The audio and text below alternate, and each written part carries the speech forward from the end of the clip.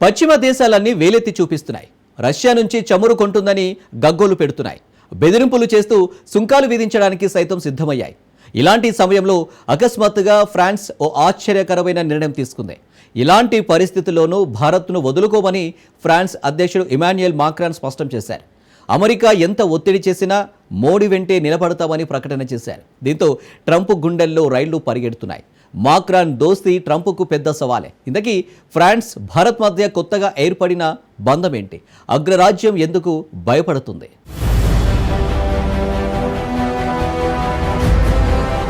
భారత్కు అండగా నిలిచిన ఫ్రాన్స్ అధ్యక్షుడు మాక్రాన్ పలు కీలక రంగాల్లో భారత్ ఫ్రాన్స్ మధ్య సంబంధాలు. అమెరికాకు తలనొప్పిగా మారిన ఇంధన రంగంలో ఒప్పందం. వ్యాపారం, వాణిజ్యం, పెట్టుబడులతో పాటు కీలక రంగాల్లో భారత్ ఫ్రాన్స్ మధ్య సంబంధ బాంధవ్యాలను మరింత బలోపేతం చేసుకోవాలని భారత ప్రధానమంత్రి నరేంద్ర మోదీ ఫ్రాన్స్ అధ్యక్షుడు ఇమాన్యుయల్ మాక్రాన్ నిర్ణయించుకున్నారు. ఇండో పసిఫిక్ ప్రాంతంతో పాటు అంతర్జాతీయ వేదికలపై ఇరు దేశాల నడుమ పరస్పర సహకారాన్ని పెంపొందించుకోవాలని నిర్ణయానికి వచ్చారు. ఇటీవల ప్రధానమంత్రి నరేంద్ర మోదీ అధ్యక్షుడు మాక్రాన్ మధ్య ఒక సుదీర్ఘ ఫోన్ కాల్ సంభాషణ జరిగింది. ఇది కేవలం లాంఛనప్రాయమైన సంభాషణ కాదు. ఇది ఒక వ్యూహాత్మకమైన సమావేశం. ఇందులో ఉక్రెయిన్ యుద్ధం, పశ్చిమ ఆసియా సంక్షోభం, ప్రపంచ శాంతి వంటి అతిపెద్ద సవాళ్లపై చర్చ జరిగింది. ప్రపంచ శాంతి కోసం మన భారతదేశం, ఫ్రాన్స్ కలిసి ముందుకు వెళ్లాలని ఇద్దరు నేతలు నిర్ణయించుకున్నారు. కానీ కథ ఇక్కడితో ఆగిపోలేదు. ఈ సంభాషణకు నిజమైన ప్రాధాన్యత ఎందుకు పెరిగిందంటే ఇందులో దౌత్యపరమైన, ఆర్థిక, రక్షణ, సాంకేతిక సహకారంపై కూడా ముఖ్యమైన నిర్ణయాలు తీసుకున్నారు. అంటే ఈ ఫోన్ కాల్ అమెరికా వ్యూహంపై నేరుగా ఒక దెబ్బ కొట్టినట్టే. ట్రంప్ పదే పదే మన దేశాన్ని రష్యాకు దూరంగా ఉండాలని, లేకపోతే సుంకాలు విధిస్తామని ఒత్తిడి చేస్తున్నాడు. అదే సమయంలో ఫ్రాన్స్ మాత్రం మన దేశాన్ని మనస్ఫూర్తిగా ఆలింగనం చేసుకుంటుంది. భారతదేశం ఫ్రాన్స్ బంధం మరింత బలపడితే ఆసియాలోనే కాదు, ఐరోపాలో కూడా అమెరికా ప్రభావం తగ్గిపోతుందని ట్రంప్కు కూడా బాగా తెలుసు. అందుకే ఇప్పుడు అమెరికా మోదీ మాక్రాన్ సంభాషణను ఒక కూటమిగా చూపిస్తుంది.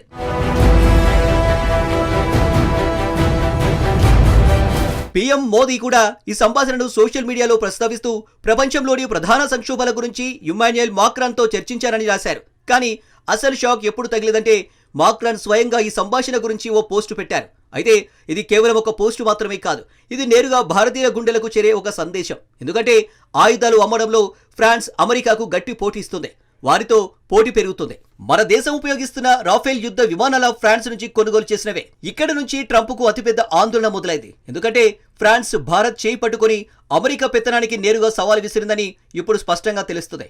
ఇప్పుడు అసలు ప్రశ్న ఏమిటంటే ఈ కాల్ తర్వాత ఫ్రాన్స్, భారత్ ఎలాంటి నిర్ణయాలు తీసుకున్నాయి? ఈ అడుగులు అమెరికా పునాదులను ఎలా కదిలిస్తున్నాయి? ఫ్రాన్స్ అధ్యక్షుడు హిందీలో ట్వీట్ చేయడం ఒక లాంఛనం కాదు. ఇది ఫ్రాన్స్కు మన సంస్కృతికి, మన భావోద్వేగాల పట్ల ఉన్న గౌరవాన్ని, మనల్ని సమానంగా చూసే దృక్పథాన్ని చూపించే హృదయపూర్వకమైన సందేశం.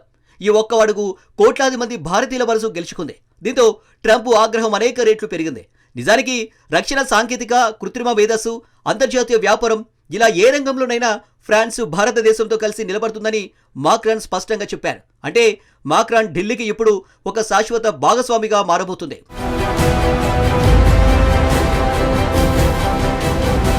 2020లో న్యూఢిల్లీలోని జరగబోయే ఏఐ ఇంపాక్ట్ సదస్సు భారత్, ఫ్రాన్స్ మధ్య సంబంధానికి ఒక శక్తివంతమైన నిదర్శనం అవుతుందని కూడా ఆయన ప్రకటించారు. కృత్రిమ మేధస్సును అమెరికా అతిపెద్ద బలమని భావిస్తుంది. కానీ ఇప్పుడు మన దేశం, ఫ్రాన్స్ అదే రంగంలో అమెరికాకు నేరుగా సవాల్ విస్తున్నట్లు కనిపిస్తుంది. ఇప్పుడు అమెరికా పరిస్థితిని ఒకసారి గమనించవచ్చు. ట్రంప్ పదే పదే మన దేశాన్ని రష్యాకి దూరంగా ఉండమని, తమతో నిలబడమని చెబుతున్నారు. కానీ మన దేశం మాత్రం మన విధానం సూపర్ పవర్ దేశాల బెదిరింపులపైన కాకుండా జాతీయ ప్రయోజనాలపై ఆధారపడి ఉంటుందని స్పష్టంగా చెప్పేసింది. ఐక్యరాజ్య సమితి భద్రతా మండలిలో తక్షణమే సంస్కరణలు చేపట్టాల్సిన ఆవశ్యకత ఉందని మోదీ, మాక్రాన్ తేల్చి చెప్పారు. ఈ అంశంతో పాటు అంతర్జాతీయ వ్యవహారాలపై పరస్పరం సమన్వయంతో పనిచేయాలని అంగీకారానికి వచ్చారు. భద్రతా మండలిలో భారత్కు శాశ్వత సభ్యత్వం కల్పించాలన్న డిమాండ్కు గట్టిగా మద్దతిస్తున్నామని మాక్రాన్ ఈ సందర్భంగా స్పష్టం చేశారు. భారత్, ఫ్రాన్స్ మధ్య బంధం గత 25 ఏళ్లుగా నానాటికి బలపడుతుందని, బహుముఖ భాగస్వామ్యంగా రూపాంతరం చెందుతుందని ఇరువురు నేతలు హర్షం వ్యక్తం చేశారు. ఫ్రాన్స్ భాగస్వామ్యం కేవలం రాజకీయాలకు మాత్రమే కాకుండా సాంకేతిక విప్లవం వైపు కూడా అడుగులు వేస్తుంది. ఫ్రాన్స్, భారత్ రెండు దేశాలు కృత్రిమ మేధస్సు, రక్షణ ఉత్పత్తులు, సైబర్ భద్రతలో కొత్త ప్రాజెక్టులను కలిసి ప్రారంభించాలని నిర్ణయించాయి. సాంకేతిక మా నియంత్రణలో ఉంటుందని అమెరికా పదే పదే చెబుతున్న సమయంలో ఇదంతా కూడా జరుగుతుంది. భారత్, ఫ్రాన్స్ కొత్త కూటమి అమెరికా వాదనను కూలదోస్తుంది. రెండు దేశాల వ్యూహాత్మక భాగస్వామ్యాన్ని ఉన్నత శిఖరాలకు చేర్చడానికి కట్టుబడి ఉన్నామని తెలిపారు.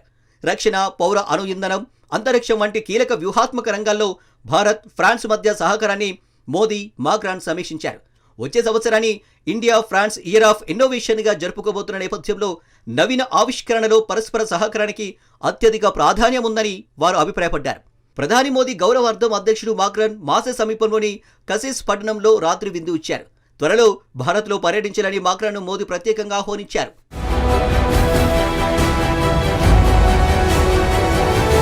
ఇంధన భద్రత, కర్బన రహిత ఆర్థిక వ్యవస్థకు అణు విద్యుత్ ఉత్పత్తి చాలా ముఖ్యమని నరేంద్ర మోదీ, ఇమాన్యుయల్ మాక్రాన్ అభిప్రాయపడ్డారు.